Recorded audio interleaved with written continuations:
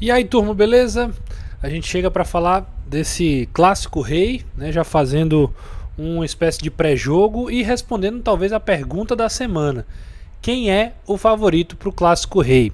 Sobre isso que a gente vai conversar. Antes de mais nada, curte, comenta, compartilha o vídeo e também deixa o like aí e também manda para geral. Participe, interage, o vídeo pode chegar para mais pessoas. A gente está na marca de 4.200 inscritos, é um bom número e a nossa próxima meta é chegar aos 5.000 e depende de você também, se você puder ajudar, dar essa moral pra gente. A pergunta da semana é: quem é o favorito para o Clássico Rei? É o Fortaleza com o maior investimento? É o Ceará que tem o melhor momento, que hoje vive uma melhor fase, um momento anímico melhor do que o do seu rival? Essa é a pergunta que eu mais escuto, né? Depois, qual o time que o Jussier torce? São as duas perguntas que eu mais escuto nessa semana. Gente, tentando responder de forma objetiva, eu acho que são os dois prismas que a gente pode olhar para essa questão. Primeiro, dizer que um clássico em final, ele é muito decidido nos detalhes, ele é muito decidido naquele time que erra menos, nesses clichês que todo mundo já está cansado de ouvir. A grande questão é como as equipes vêm, principalmente nessa última semana, para esse grande desafio. Se a gente olhar o lado do Ceará, que é o mandante do jogo, melhor campanha no campeonato, o Ceará teve uma semana para trabalhar. O último jogo foi exatamente o primeiro da final e agora passou uma semana para jogar no sábado contra a equipe do Fortaleza. Teve uma semana para recuperar os jogadores fisicamente, clinicamente, para preparar alguma estratégia, alguma mudança. O Mancini falava em carta na manga, tirar uma carta da manga para poder surpreender o Fortaleza, talvez inclusive ali na função do camisa 9, que o Facundo Barceló ainda não conseguiu entregar e pode ser uma grande surpresa. Será que é o Recalde, a possibilidade dele fazer essa troca? Será que ele entra com o Ailon de centroavante e abre uma outra peça pelos lados? Pode ser o Janderson. Será que seria o Bruninho ou até mesmo o Lourenço aberto pelos lados? Enfim, a gente fica tentando adivinhar qual seria essa estratégia do Mancini. Mas o fato é que o Ceará teve uma semana para trabalhar e mais do que isso, vive um momento melhor, né? Apesar de ter um elenco mais reduzido, com menor investimento, o Ceará vive um momento melhor e mais equilibrado, porque conseguiu avançar de fase vencendo o Ferroviário o primeiro jogo, empatou o segundo. Na Copa do Nordeste, apesar do grupo muito nivelado e de ter oscilado em partidas, principalmente em casa, conseguiu vencer o último jogo e avançou também para as quartas de final, passou em quarto colocado. Mas apesar disso, é um time que aparenta estar com um processo de estruturação, um processo de confiança maior do que o do Fortaleza, né? É um time que tem uma maneira de jogar, não é tão reativo quanto o de 2023, mas também não é tão propositivo, é mais propositivo que o de 2023, mas também tem seu lado de reagir, de ir para cima a partir de um contra-ataque. Fez gol assim, inclusive, contra o próprio Fortaleza. Tem um bom jogo na bola parada. E aí você pode me dizer: mas Renato, então quer dizer que o Ceará é tudo isso mesmo? Não. O Ceará tem defeitos, o Ceará tem problemas em recompor pelos lados, o Ceará tem uma dificuldade quando pega um time mais posicionado, um time melhor defensivamente, de sair da marcação. Quando o time joga muito atrás, ele tem essa dificuldade de abrir espaços. Depende muito da individualidade do Pulga e às vezes não dá certo. O primeiro tempo do clássico foi a prova disso, né? Então o Ceará tem seu lado que ainda há problemas evidentes, né? Então, só para fazer o registro de que, apesar de viver um melhor momento, não quer dizer que ele seja um time imbatível ou perfeito. Por outro lado, o Fortaleza é um time que tem mais investimento, é um time que tem uma base há mais tempo jogando junto, um trabalho mais sólido.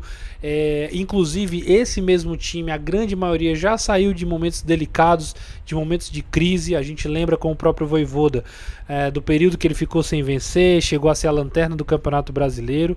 A grande diferença é que nesse período o Fortaleza jogava bem. Fortaleza tinha jogos que ia bem e acabava não conseguindo o resultado. Hoje, o Fortaleza ele até consegue o resultado, mas muitas vezes não consegue desempenhar, não consegue dominar os seus adversários. E isso é interessante porque a gente está pensando no prisma do Fortaleza com adversários de menor investimento, de menor expectativa. Não do Fortaleza para com times de maior expectativa do que ele. A gente não está comparando Fortaleza numa Libertadores ou no Campeonato Brasileiro da Série A. A gente está comparando Fortaleza com times da Série C, da Série D, times que não jogam divisão de Campeonato Brasileiro. Os adversários de divisão mais superiores que ele enfrentou, o Ceará e o Vitória, e ele acabou perdendo para o Vitória, perdendo para o Ceará em uma das partidas e empatando nas outras duas. Então não foi um time que conseguiu performar. E o futebol, quanto mais próximo você está de performar bem, de conseguir performar com qualidade, mais próximo você está da vitória. Se você não performa, se você não desempenha um bom futebol, você vai se distanciando. Então esse é o reflexo das atuações ruins e mais abaixo do esperado do Fortaleza. Alguns jogadores tecnicamente vivem um momento ruim, é um fato, não é que vivem um momento mais abaixo, a gente já pode afirmar que vivem um momento ruim, e isso tem feito diferença nos resultados também. Às vezes vence, mas às vezes não. Às vezes não consegue superar. Tá vencendo o Maranhão, toma a virada. Perde para o Vitória, mesmo com o Vitória não fazendo uma partida muito exuberante, mas o jogo na Arena Castelão. Não conseguiu dominar o Ceará, exceto naquela 20, 30 minutos do segundo tempo da primeira partida entre eles, no 3-3, que quando está com um jogador a menos, o Fortaleza acabou tendo mais campo. Fora isso, foi um jogo muito mais equilibrado contra o Ceará. E isso vai para além de ser só um clássico. Dito isso também, não quer dizer que o Fortaleza não tenha... A gente fala pelo olhar negativo, mas isso não quer dizer que o Fortaleza não tenha possibilidades e coisas positivas. Fortaleza tem a condição de, dentro da própria partida, fazer alterações que mantêm ou elevam o nível. Isso aconteceu no último clássico, por exemplo. Quando o Moisés fez uma partida ruim no primeiro tempo, no segundo o Marinho entrou e correspondeu e fez uma boa partida. Não foi o suficiente para chegar à vitória, mas melhorou o time.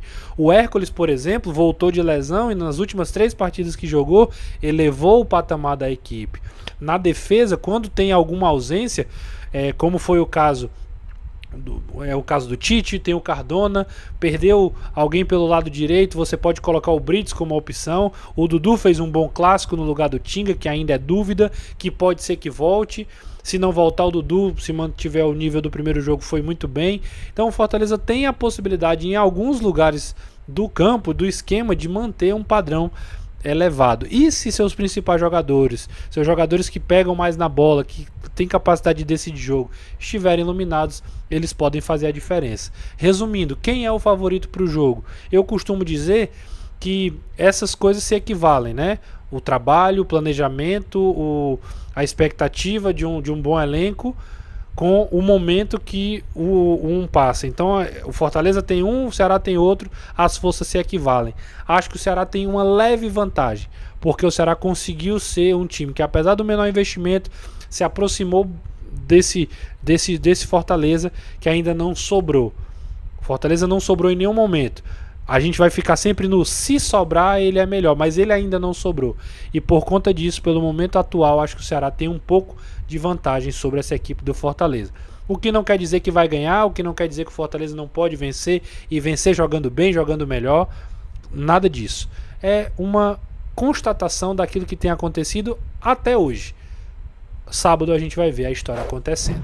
Se inscreve no canal, ativa as notificações, deixa também a tua opinião aqui pra gente conversar. Um grande abraço.